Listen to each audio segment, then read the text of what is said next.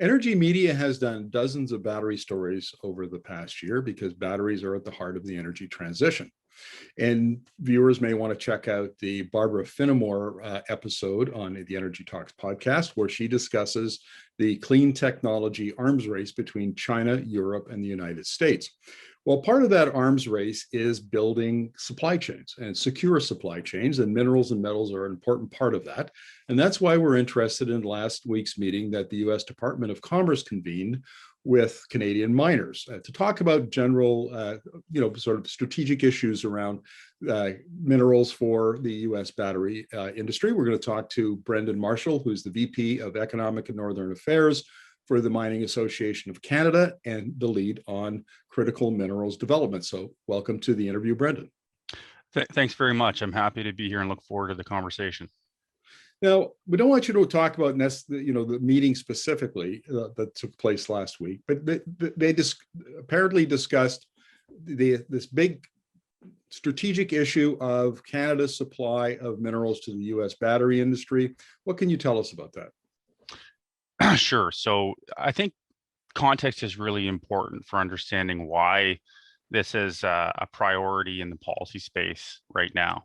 Several years ago, as a result of increased trade tensions, particularly, but not exclusively, between the US and China, there was an elevated assessment that governments undertook about what are the minerals and metals without which their respective economies can't function.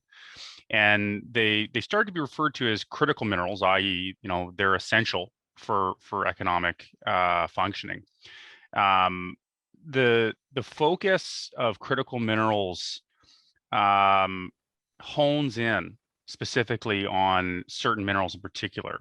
And while the lists that governments have produced are broad, rare earth elements typically tend to characterize the type of supply constraints that governments are trying to avoid.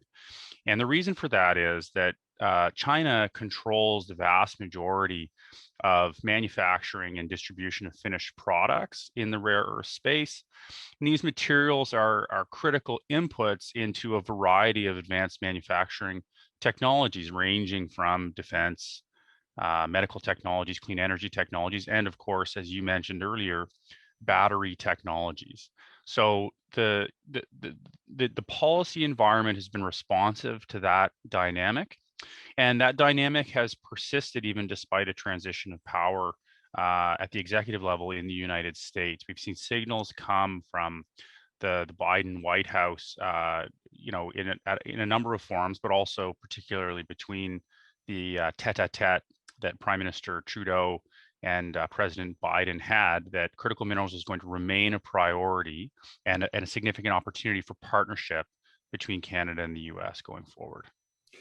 Now, there's a lot of talk about collaboration. I think one of the executives, US executives who was at the meeting last week, talked about the importance of collaboration with Canada. It's not just about getting minerals or investing in mines in Canada. What does that mean? Collaboration between the U.S. and Canada. Well, I think it means a number of things. For one, no two countries anywhere in the world have as deep and substantial a cross-border trade relationship and level of economic integration as you have between Canada and the United States. And that's also true in the mining space. So, for example, over half of the value of total mineral exports from Canada is destined for the United States. In the mining industry, companies need to go where minerals and metals are located, and not every country is sufficiently blessed with the same bounty of natural resources as every other. And in Canada, we have materials that the United States simply does not have. So, for example, if you think about battery electric vehicles, nickel and cobalt are key inputs into battery manufacturing, as well as lithium and graphite. Canada has a significant and also extremely low carbon intensity supply of nickel and cobalt. And so, when you think about proximity of demand for this manufacturing transition, for this supply chain transition. We're not looking to completely reinvent the wheel, at every turn. And I don't think the United States is seeking to do that as well. So I think they recognize that the existing supply chain and partnership with Canada is something to build off, to achieve those security of supply objectives. So I think that's a big factor in answering that question. Is the historic relationship between US and Canada around mining and minerals about to change? Is it going to take a different direction, or are we talking about just more of the same but deeper? So I think that in some respects it's going to change, but not in every respect. And what I mean by that is, it's a helpful distinction to talk about battery minerals and rare earths or critical minerals separately. I find it helpful to do that personally. And the one big difference is that battery electric vehicle supply chains, there's substantial established segments of those supply chains already existent, and a substantial automotive partnership between Canada and the United States. So that's more of a retooling and a pivot. It's not a starting from scratch.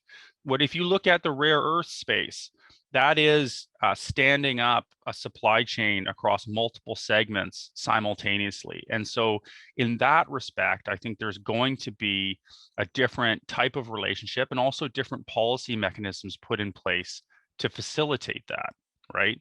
Because, again, China controls the vast majority of these products. And I think they have a vested interest in maintaining that control, given how essential they are to advanced economies. What we need to see are policies that allow that supply chain to be established and become independently resilient outside of the exertion of China's market control in that space. So I think, to your point, it's going to be deepening in some respects, but we're going to see new relationships build with a new policy outlook in other areas. What kind of new policies does Canada need?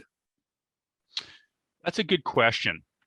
From Mac's perspective, there's a variety of different things that are going to be required to help stand up this supply chain. And like any policy solution, you want to build from your strengths. So there are known rare earth deposits in Canada. In fact, there are some permitted rare earth projects that are ready to go, but for reasons that I'll explain in a moment, have had nowhere to go yet, right? So let's think about this supply chain dynamic and then think about the policy solutions that are needed to solve for that. Rare earth projects have had a hard time getting financing because there's nowhere for them to distribute their products at the next stage of the supply chain, right? In the mining space, investors have an appetite for risk, but they want to know that the project they're investing in actually has a market for the product that's going to be extracted. And in this case, right now in North America, there's only a market for the end use magnets in the rare earth space. There's no supply chain to manufacture those magnets. So that's been an issue that needs to be addressed at the front end. Also at the front end are known mineral deposits of rare earths in existing mine waste streams. So for example, Canada is a substantial mining jurisdiction. A number of companies in their tailings facilities have known rare earth deposits, and in some cases in quite high concentration. There's a significant opportunity to develop technologies that can extract from those tailings a new product that also reduces an existing mine waste stream, which is quite an attractive proposition. So, an R&D program that can help target that would also be really useful. At the second stage, when you think about sorting, separation, and processing, there needs to be actions taken to allow that segment of the supply chain to sort of stand up. And again, it faces the same problem. Nobody's going to invest in a rare earth facility when there's no upstream feedstock for it to actually receive. So we need R&D focused programs that allow commercial deployment of these projects. And then we need a second tier of supports that will help scale these projects to a level where they can then operate independently. And we need that to happen concurrently at all segments of the supply chain. So it's a type of industrial policy that we haven't seen very commonly deployed in the North American context, at least not in recent memory. But in our view, those types of policies are what's going to be required if governments are going to succeed in this. Well, it sounds like the federal government is interested in that. We've certainly seen some positive comments around minerals and metals from federal ministers. Are you getting the right signals from Ottawa about their policy intentions? We think so, yes. And I think that the recent track record of work between Canada and the US is also a very strong signal in that respect. So for example, your listeners or your viewers will may recall that there was an MOU signed between Prime Minister Trudeau and then President Trump that facilitated the development of a joint action plan in this space between Canada and the US. And we've seen strong signals of continuity between the respective governments despite the presidential change. And the next milestone in this process is going to be federal budget 2021. You may recall that their budget 2020 never happened. And in our view, there were going to be or it was highly likely anyway that there would be critical minerals policies and programs in budget 2020. Of course, as a result of COVID, that was delayed, and we anticipate those pieces of policy and programs moving forward in budget 2021. So we're quite confident in that. Brendan, final question for you.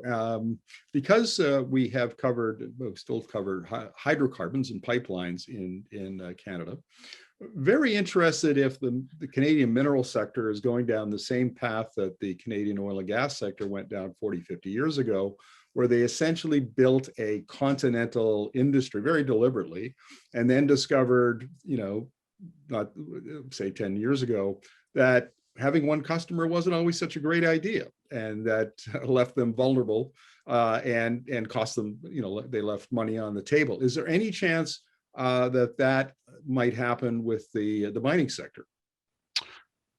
Look, there's always risks. There's risks associated with any business policy or strategic policy.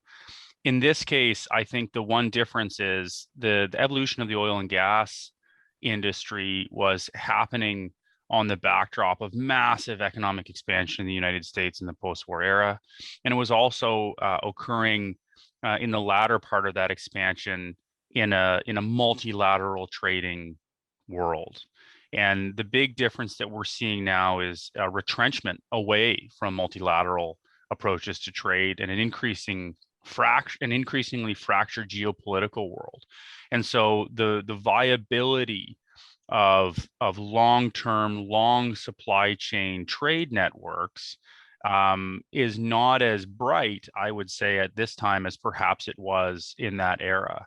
And the pre-existing partnership between Canada and the US is the right first step in this direction. Will it be the only one? I don't think so. In fact, I know that the Canadian government is actively involved with other allies, including the European Union, the UK, as well as Japan, having active conversations about how those partnerships can happen as well. And the reality is those countries and jurisdictions are also concerned for the same reasons as Canada and the US are about access to these critical minerals as a result of these same trade tensions. So I wouldn't be, I'm not dismissing the concern. Risks are real. But at this point, I think that there's a broad enough fan of engagement to mitigate against that for the time being. Brendan, this has been very insightful. Thank you very much for this. Happy to be here. Cheers.